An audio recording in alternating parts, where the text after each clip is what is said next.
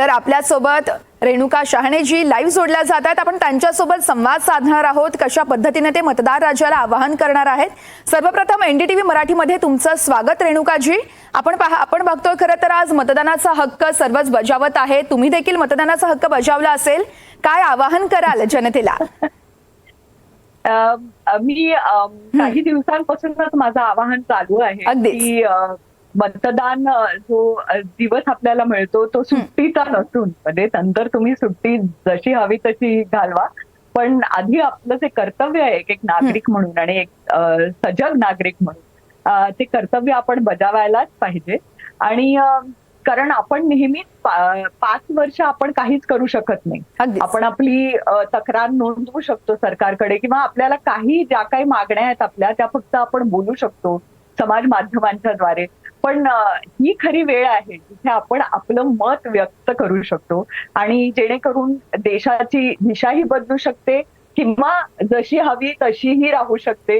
जे काही निकाल लागतात जनतेच्या मतानुसार ते नंतर आपल्याला बघायलाच मिळतील. पण हा जो हक्क आपल्याला दिलेला आहे संविधानाने, राज्यघटनेने, तो आपण कधीच म्हणजे मी तरी घालवलेला नाहीये. 18व्या वर्षापासून मी सातत्याने मतदान करत आलेली आहे आणि आज माझ्या दोन्ही मुलांनी पहिल्यांदा मतदान केलं, तर तेही एक नवीन मतदान करणारे नागरिक आहेत. त्यामुळे मला खूप अभिमान आहे आपल्या ह्या म्हणजे ज्या पद्धतीने आपलं मतदान आयोजित केलं जातं आणि सगळ्या सुखसोयी आपल्यासाठी बघितल्या जातात. तर निदान आपण एक हे जे छोटं कर्तव्य आहे आपलं ते नक्की बजावायला पाहिजे आणि मत द्यायलाच पाहिजे. मग सुट्टीसाठी नंतर आपण कुठेही जाऊ शकतो फिरायला वगैरे. अगदीच रेणुकाजी, सकाळी 7लाच मी जाऊन मतदान करून आले. तुम्ही या निवडणुकीत कोणत्या मुद्द्यांना महत्व देताय? म्हणजे तुम्हाला नेमकं काय वाटतंय, कोणत्या मुद्द्यांना धरून आपण मतदान केलं पाहिजे? मला वाटतंय कुठेतरी सभ्यता आली पाहिजे आपल्या राजकारणात, असं मला वाटतं. आणि जो एक म्हणजे एक दरी निर्माण करण्याची एक परंपरा झालेली आहे राजकारणात, किंवा तोडफोडीचं राजकारण आहे, किंवा म्हणजे आपण कोणाला निवडून आणलं आणि त्याच्यानंतर त्याचं काहीतरी वेगळंच रूप झालं, अशा अनेक घटना आपण पाहतो. तर कुठेतरी ते नकोसं झालेलं आहे. आता जरा स्वच्छ प्रतिमेचे लोक असतील, ते खरंच लोकांसाठी काम करणारे लोक असतील, अशा लोकांना मत द्यावंसं वाटतं. पण ही माझी प्रक्रिया आहे मत देण्याची. मला नेहमीच वाटतं की राजकारणात स्वच्छ लोक असले पाहिजेत, साफ विचारांचे लोक असले पाहिजेत, लोकसेवा म्हणून ह्याच्याकडे बघणारे लोक हवेत, जे खरंच काम करतील. कारण अनेक लोक राजकारणाकडे फक्त एक सत्ता म्हणून किंवा पॉवरफुल असण्यासाठी म्हणून एक बिझनेस म्हणून पण वापरतात. तर ते सगळं राजकारण हा एक व्यवसाय नाही, खूप मोठं कर्तव्य आणि खूप मोठी जबाबदारी आहे, ज्याच्यामुळे देशाची दशा आणि दिशा टोटली बदलू शकते. तर ते तितक्या म्हणजे गंभीरतेने घेणारे लोक मला पाहिजे आहेत राजकारणात. निश्चितच रेणुकाजी, तुम्ही पहिल्यांदा जेव्हा मतदान केलं तेव्हाचा काळ आणि आता कशा पद्धतीने तुम्हाला काय वाटतंय, मतदार राजा नेमका कसा कौल देईल? जेव्हा पहिल्यांदा मी मतदान केलं तेव्हा समाज माध्यम नव्हतं. त्यामुळे हे जे म्हणजे व्हॉट्सअपवर ज्या अनेक गोष्टी पसरल्या जातात, किंवा इलेक्ट्रॉनिक मीडिया पण नव्हतं, तुमच्यासारख्या प्रसारण वाहिन्या नव्हत्या. तर त्या काळात आम्हाला फक्त वर्तमानपत्रातूनच जो काही देशाचा हाल हवाल आहे तो वाचायला मिळायचा. त्यामुळे तसं म्हटलं तर एक डिस्टन्स होतं त्यावेळेला, एक सामान्य नागरिक आणि राजकारण ह्याच्यामध्ये एक दरी होती अशी मला वाटतं. पण आता ती दरी कमी कमी होत चालली आहे, कारण आपलं मत आपण फक्त आता देतोच आणि ते फार महत्वाचं आहे. पण समाज माध्यमांद्वारे आपण सातत्याने देत असतो आणि जाब विचारत असतो. तर ती जी प्रक्रिया आहे ती मला इंटरेस्टिंग वाटते. नक्कीच त्याच्यामुळे खूप मूलभूत फरक आणू शकतो आपण 5 वर्षांतर्गत सुद्धा. पण मला वाटतं की कुठेतरी चिखलफेक खूप जास्त झालेली आहे, ती त्या काळात नव्हती एवढी. आणि म्हणजे टीका नक्कीच एकमेकांवर केली जात असे. ते निश्चितच आहे, कारण वेगवेगळ्या विरोधी जेव्हा कल्पना असतात किंवा तत्वज्ञान असतं, तेव्हा अर्थातच तुम्ही एकमेकांना क्रिटिसाइज करणारच किंवा एकमेकांची जी काय मतं आहेत जी तुम्हाला पटत नाही त्याच्याबद्दल बोलणारच. पण एक स्तर मेंटेन व्हायचा असं मला तरी वाटतं. आता तो कुठेतरी स्तर फारच खालच्या दर्जावर गेलेला आहे. तो जर झाला नाही तर आपल्या जे युवा आहेत, जे नवीन मतदार आहेत, त्यांना एक जरा निखळ असं राजकारण बघायला मिळालं तर मला खूप आवडेल. अगदीच रेणुकाजी, तुम्ही सुरुवातीलाच सांगितलं तुमच्या दोन्ही मुलांचं पहिलंच मतदान आहे हे. तुमचं पहिलं मतदान आणि तुमच्या मुलांचं हे आत्ताचं पहिलं मतदान, काय फरक दिसतो यामध्ये? सॉरी, काय विचारलं तुम्ही? मी म्हटलं तुमच्या मुलांचं हे पहिलं मतदान होतं, त्याचप्रमाणे तुम्ही जेव्हा पहिल्यांदा मतदान केलं, या दोन्ही मतदानांमध्ये कशा पद्धतीनं तुम्हाला फरक जाणवतोय? नाही, तसं म्हटलं तर मतदानाची प्रक्रिया जी आहे ती त्यावेळेला सुद्धा अगदी सुलभ होती, आता देखील सुलभ आहे. म्हणजे त्यावेळेला आमच्याकडे ते डिजिटल काहीच नव्हतं. आता कसं आम्ही ह्यांचं जे वोटर्स आयडी कार्ड आहे ते सगळं डिजिटलीच आम्हाला अगदी सोप्या पद्धतीने करता आलं. पूर्वीच्या काळात आपल्याला त्या ऑफिसमध्ये जाऊन ती प्रक्रिया करावी लागत असे. पण मला वाटतं की ज्या पद्धतीने आपलं निर्वाचन आयोग आणि सगळेच कर्मचारी, सगळेच अधिकारी, किंवा मला खास करून असं वाटतं की आपल्या जे सरकारी शाळांमधले शिक्षक आहेत ते आपल्या जे कर्तव्य आहे शिक्षक म्हणून त्याच्या पलीकडे जाऊन ह्या सगळ्या ड्युटीज पण ते सांभाळतात. त्यांचं खरंच मला मनापासून कौतुक वाटतं. ते त्या काळात सुद्धा तसेच होते, आजच्या काळात सुद्धा तसेच त्याच म्हणजे काय म्हणतात त्या समरसतेने काम करतात आणि आपल्यासाठी सगळ्या सुखसुविधा ते म्हणजे देतात आपल्याला चांगलं मतदान करण्यासाठी. म्हणून सुरक्षा कर्मी आहेत आपले, खरंच त्या सगळ्यांचेच धन्यवाद. कारण इतका मोठा देश, इतकं एस्पेशली मुंबई शहर तर इतकं मोठे, इतकी लोकसंख्या आहे इकडे, तर ते व्यवस्थित पार पाडणं ही काही कमी गोष्ट नाहीये. आणि ती सातत्याने, मी जेव्हा पहिल्यांदा मतदान केलं तेव्हा सुद्धा तसंच होतं आणि आज देखील तसंच आहे. त्यामुळे एक निर्भीकपणे आणि एक निष्पक्ष असं मतदान करण्यासाठी ज्या ज्या गोष्टी उपलब्ध करून द्यायला पाहिजेत त्या सगळ्या तेव्हाही होत्या, आजही आहेत. त्यामुळे ते जे सातत्य आहे त्याला खरंच माझा सलाम. सगळ्याच अधिकाऱ्यांना आणि कर्मचाऱ्यांना माझा सलाम. निश्चितच रेणुकाजी, अगदी काही दिवसांपूर्वीच तुम्ही म्हटलं होतं मराठी नॉट वेलकम म्हणणाऱ्यांना मतदान करू नका. आज तुमची काय प्रतिक्रिया त्यावर?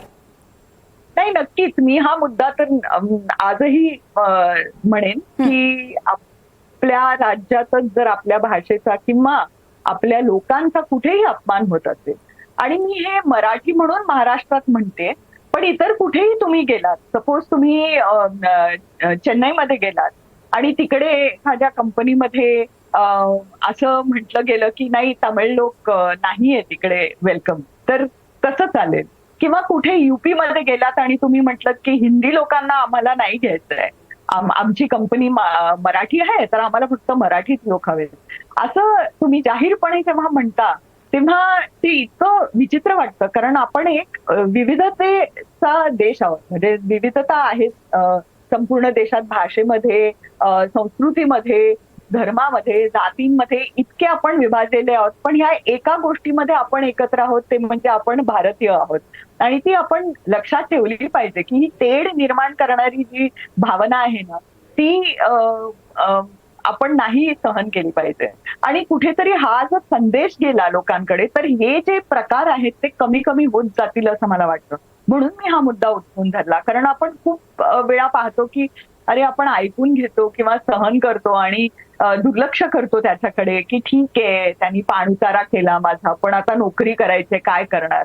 पण ही बरोबर गोष्ट नाहीये ना. आपण एकमेकांना माणूस म्हणून एक सन्मान दिलाच पाहिजे. आणि आपण जर महाराष्ट्रात राहतो तर मराठी माणसाला किंवा भाषेला आपण अपमान त्यांचा का बरं करावा? म्हणजे हा दुजाभाव का असावा? तर ह्या गोष्टीबद्दल मला जेव्हा मी ऐकलं तेव्हा मला खूपच वाईट वाटलं की ही अशी गोष्ट ऍक्च्युली आपल्याकडे जर होत असेल तर अजिबात ती सहन नाही केली पाहिजे. कुठल्याही इनफॅक्ट माझे कितीतरी गुजराती मैत्रिणी मित्र आहेत जे म्हणाले की असं जर कोणी गुजराती माणूस किंवा इतर प्रांतीय माणूस म्हणत असेल, हिंदी माणूस म्हणत असेल की माझ्या कंपनीमध्ये मराठी लोकांना जागा नाही, तर ते किती खालच्या पातळीचं आहे. त्यामुळे मला वाटतं की आपण हा संदेश ज्या लोकांनी तसं काही केलं आहे त्यांच्यापर्यंत पोहोचलाय असं मला वाटतंय. अगदीच आणि तो रेणुकाजी. मुद्दा आपण सगळ्या मराठी माणसांनी लक्षात ठेवला पाहिजे की स्वाभिमान हा असलाच पाहिजे आणि आपल्या हक्कांसाठी आपण विरोध केलाच पाहिजे. जर अशी काही अगदीच. भावना कोणामध्येही असेल, कुठल्याही सोसायटीत असेल, कुठल्याही व्यवसायात असेल, तर ती आपण सहन करू नये. आणि एक भारतीय म्हणून आपण कुठेही गेलो तरी ती सहन करू. अगदीच रेणुकाजी, तुम्ही ती पोस्ट केली आणि त्यानंतर कुठेतरी ट्रोलिंग देखील झालं, काही लोकांनी तुम्हाला विरोध केला, तर काहींनी खरं तर तुम्हाला प्रतिक्रिया देखील दिली, चांगलं तुम्ही एक भूमिका मांडल्याचं देखील म्हटलंय. तुम्ही म्हणजे बघितलं तर कुठल्याही मताला दोन बाजू असू शकतात आणि अगदीच. वेगवेगळा विचार असू शकतो, त्याच्याकडे बघण्याचा दृष्टिकोन वेगळा असू शकतो. तर तसं काहीतरी झालं, पण ही मूळ भावना जी आहे की भाई आपल्या राज्यात जे आहे आपल्या मराठी माणसांबद्दल किंवा भाषेबद्दल कोणी अपमानास्पद वागलं तर ते आपण सहन केलं नाही पाहिजे. हे तर सगळ्यांनी ह्याचं समर्थन केलेलं आहे. आता काही लोकांनी मी का असं बोलले असेल किंवा त्याच्यातलं राजकारण काय वगैरे ह्याच्यामध्ये घुसले, त्याच्यामध्ये मला घुसायचंच नाही, पडायचंच नाही, कारण मी काही राजकारणी नाही. मी एक नागरिक म्हणून बोलले, मला जे म्हणजे भासलं ते मी बोलले आणि मला वाटतं की लोकशाहीमध्ये हा आपला अधिकारच. आणि तसंच आपण मत दिल्यानंतर लोकांनी त्यांची मतं एक प्रतिउत्तर म्हणून देणे हा त्यांचा अधिकार आहे. त्यामुळे मला नाही असं वाटत की चूक बरोबर ह्याच्यामध्ये मला पडायचंच नाही. म्हणूनच मी ट्रोलर्स असो त्यांना तर उत्तरच देत नाही, कारण ते आता खूपच फावलेलं आहे आणि मला ते वेळच नाहीये त्या सगळ्यात पडायला. मला जे म्हणायचं होतं ते मी अत्यंत स्पष्टपणे बोलले होते आणि ज्या लोकांना त्याच्यातली स्पष्टता कळली आणि आवडली ते आजही मला मेसेजेसद्वारे किंवा मला भेटतात तेव्हा म्हणतात की ताई तुम्ही व्यवस्थित मुद्दा उचलून धरलात. आणि काही जे म्हणतात की नाही तुमचं मत असं काही होतच नाहीये, उगाच तुम्ही काहीतरी बोललात, तर ते त्यांचं मत आहे, त्याच्याकडे मी अत्यंत सौम्य पद्धतीने दुर्लक्ष करेन. पण हे माझं मत मी आजही तसंच मांडते की जे लोक मराठी विरोधी आहेत किंवा मराठी लोकांचा द्वेष करतात किंवा महाराष्ट्रात राहून व्यवसाय करून मराठी लोकांबद्दल आणि भाषेबद्दल आस्था ठेवत नाहीत, अशा लोकांना जर समर्थन करणारे उमेदवार असतील तर त्या उमेदवारांना मत देऊ नका. अगदीच तुमचा मुद्दा पोहोचतोय. रेणुकाजी, पण आपण बघायला गेलं तर महाराष्ट्रात बहुतेक कलाकार हे राजकीय भूमिका घेण्यास कुठेतरी टाळाटाळ करत असल्याचे बघायला मिळतात. दक्षिणेत जर बघायला गेलं तर ते सर्रासपणे ते भूमिका आपली मांडतात जी राजकीय असेल त्याचा कुठेतरी महाराष्ट्रात परिणाम होतोय का आपल्या इथे? कारण कलाकार ठामपणे भूमिका घेत नाहीयेत, राजकीय भूमिका मांडत नाहीयेत. नाही, बघा, आम्ही जेव्हा भूमिका घेतो तेव्हा आमच्यावर इतका दबाव दिला जातो. हल्ली म्हटलं तसं समाज माध्यम जो आहे तो जितका एक सशक्त असं माध्यम आहे तितकंच ते त्याचा दुरुपयोग सुद्धा होऊ शकतो आणि करतात लोक, आणि राजकीय पक्ष तर करतातच. आणि मी सगळ्याच राजकीय पक्षांबद्दल ह्या बाबतीत बोलते की त्या समाज माध्यमांचा जो दुरुपयोग आहे तो केला जातो. तुमचं मत जर त्या राजकीय पक्षानुसार नसेल तर मग तुम्हाला प्रचंड पद्धतीने आणि अत्यंत खालच्या पद्धतीने ट्रोल केलं जातं आणि सगळ्याच कलाकारांना ते पचवू शकतं असं नाही. कारण शेवटी तुम्ही दिसता, म्हणजे काही लोक जे असतात त्यांची मतं देत असतात, आमच्यापेक्षाही खालच्या दर्जाची मतं देत असतात, पण त्यांना काहीच होत नाही कारण ते ओळखीचे चेहरे नाही. पण जे ओळखीचे चेहरे आहेत कधी कधी त्यांच्या व्यवसायावर सुद्धा गाज पडू शकते. त्यामुळे ही भीती असतेच ना, आपण सामान्यच माणसं आहोत, आपली मुलं बाळ आहेत, तर मग त्यांना उगाच ट्रोलिंग नको व्हायला वगैरे ह्या सगळ्या गोष्टी आणि चिंता असतात डोक्यात. त्यामुळे कुठलेही कलाकार हल्ली फारसं बोलत नाही. पूर्वी बऱ्याच म्हणजे महाराष्ट्रात सुद्धा किंवा इव्हन भारतभर कलाकार जे होते ते खूप आय थिंक मतं द्यायचे आपले, पण मला वाटतं कुठेतरी भीती ही असतेच की कोणाला ऐकून घ्यायचंय, कोण सोम्या गोम्या कोणी उठून तुम्हाला काही वाटेल तर आणि वाटेल त्या स्तराचं बोलतं, ते चांगलं नाही वाटत ऐकून किंवा वाचून. त्यामुळे त्याचा प्रभाव पडून मला वाटतं कलाकार म्हणतात की जाऊ द्या, आपण आपले बरे, आपलं काम बरं.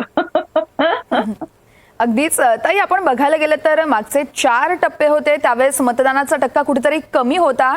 यावेळेस देखील मतदानाचा टक्का वाढेल की नाही हे मोठं आव्हानच असणार आहे. मात्र तुम्हाला काय वाटतं, मतदानाचा टक्का वाढण्यासाठी एखादी अशी कोणती गोष्ट ही व्हावी अशी तुम्हाला वाटते?